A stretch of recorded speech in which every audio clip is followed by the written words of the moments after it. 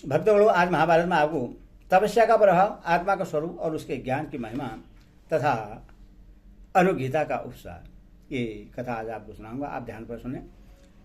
वर्मा जी ने कहा, महर्षियों, जैसे सारथी अच्छे घोड़े को अपने काबू में रखता है, उसी प्रकार मन संपूर्ण इंद्रियों पर शासन करता है। इंद्रिय, मन और बुद्धि ये सदा क्षेत्र के साथ संयुक्त रहते हैं, जिसमें इंद्रिय रूपी घोड़े जूते हुए हैं, जिसका बुद्धि रूपी सारथी के द्वारा नियंत्रण हो रहा है। उस देह रूपी रथ पर सवार होकर वह भूतात्मा क्षेत्रज्ञ चारों ओर दौड़ लगाता रहता है।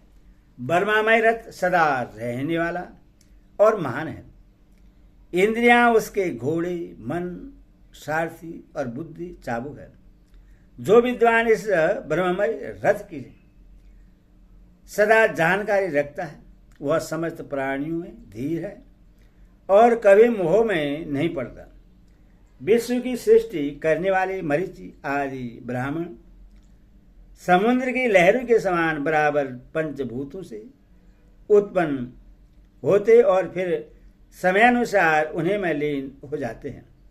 प्रजापति ने अपने तब सत्य संपन्न मन के ही द्वारा संपूर्ण जगत की सृष्टि की है तथा ऋषि भी तपस्या से ही देव तत्व को प्राप्त हुए। फल मूल का भोजन करने वाले सिद्ध महात्मा तपस्या के प्रभाव से ही चित्त को एकाग्र करके तीनों लोगों की बातें प्रत्यक्ष देखते हैं। आरोग्य की साधनभूत औषधियां और नाना प्रकार की विद्याएं तप से ही सिद्ध होती है। सारे साधनों की जड़ तपस्या ही है।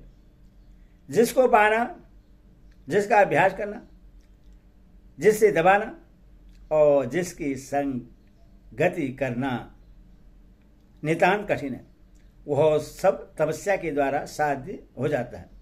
क्योंकि तप का प्रभाव दुर्गन्य है। शराबी, ब्रह्म हत्यारा, चोर, गर्भ नष्ट करने वाला और गुरु पत्नी की सैया पर सोने वाला महापापी भी भली भांति तपस्या करके ही उस महान पाप से छुटकारा पा सकता है। मनुष्य, पितर, देवता, पशु, मृग, पक्षी तथा अन्य जितने चराचर प्राणी हैं, वे सब सदा तपस्या में संलग्न होकर ही सिद्धि प्राप्त करते हैं। तपस्या के बल से ही महामायावी देवता स्वर्ग में निवास करते हैं। जो लोग आलस्य त्याग कर अहंकार से युक्त हो सकाम कर्म का अनुष्ठान करते हैं, वे प्रजापति के लोक में जाते हैं। जो ध्यान योग का आश्रय लेकर सदा प्रसन्नचित रहते हैं, वे आत्मवेताओं में श्रेष्ठ पुरुष सुख की राशिभूत अव्यक्त परमात्मा में प्रवेश करते हैं। किंतु जो ध्यान योग से पीछे लौटकर अर्थात ध्यान में असफल होकर ममता और अहंकार से रहित जीवन व्यतीत करता है, वह अव्यक्त प्रकृति में लीन होता है।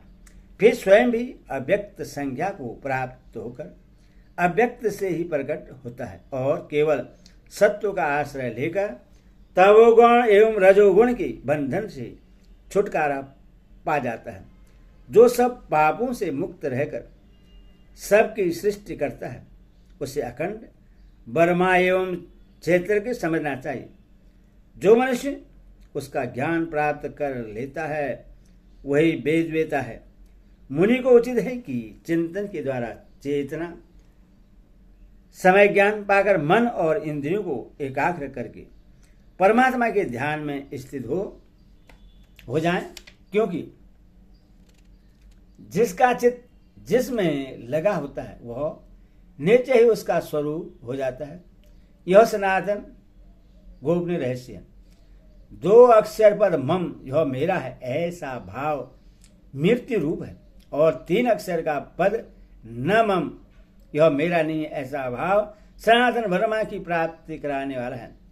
कुछ मंद बुद्धि मनुष्य स्वर्गादि फल प्रदान करने वाले काम कर्म की प्रशंसा करते हैं, किंतु वृद्ध महात्मा जन उन्हें उत्तम नहीं बतलाते, क्योंकि सकाम कर्म के अनुष्ठान से जीव को 16 विकारों से निर्मित स्थूल शरीर धारण करके जन्म लेना पड़ता है और वह सदा अविद्या का ग्रास बना रहता है।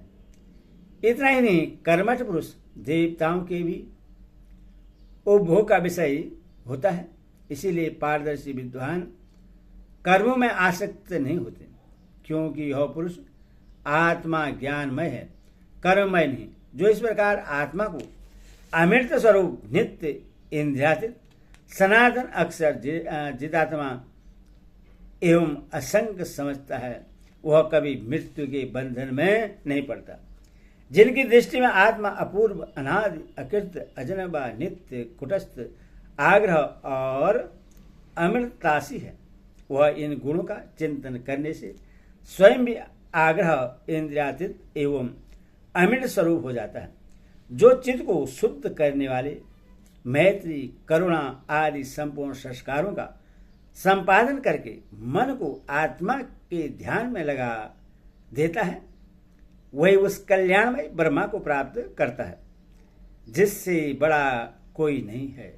ज्ञानिष्ठ जीवन मुक्त महात्माओं की यही परम गति है, यही विरक्त पुरुषों की गति है, यही सनातन धर्म है और यही ज्ञानियों का प्रातव्ययी स्थान है, जो संपूर्ण भूतों में समान भाव रखता है, लोभ और कामना से रहित है तथा जिसकी सर्वत्र सम्मान दृष्टि रहती है।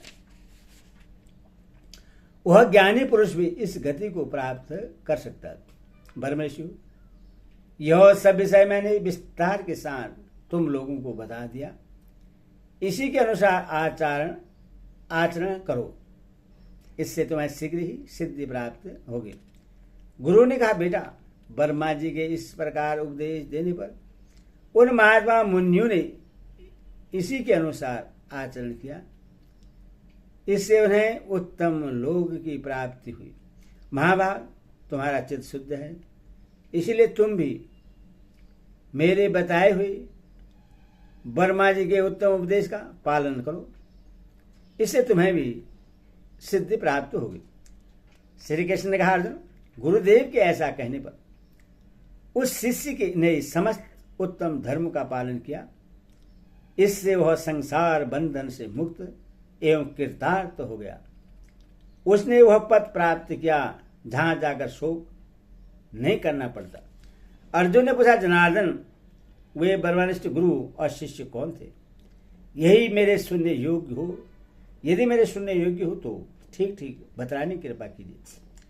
श्री कृष्ण ने कहा, महाभाव, मैं ही गुरु हूं और मेरे मन को ही शिष्य समझो। तुम्हारी स्नेहवश मैंने इस गोपनीय रहस्य का वर्णन किया है। यदि मुझ पर तुम्हारा प्रेम हो तो इस अध्यात्म ज्ञान को सुनकर इसका यथावत पालन करो। अच्छा, अब मैं पिताजी का दर्शन करना चाहता हूँ। उन्हें देखे बहुत दिन हो गए। यदि तुम्हारी राय हो तो मैं उनके दर्शन के लिए द्वारका जाऊं। बेसवान जी कहते हैं, राजन, भगवान श्री कृष्ण की बात सुनकर अर्जुन ने कहा, अब हम लोग यहाँ से हस्तिनापुर चलें। वहाँ धर्मात्मा राजा युधिष्ठिर से मिलकर और उन्हें आज्ञा लेकर आप अपनी पूरी को पधारें। बोले सियावर रामचंद्र की जय।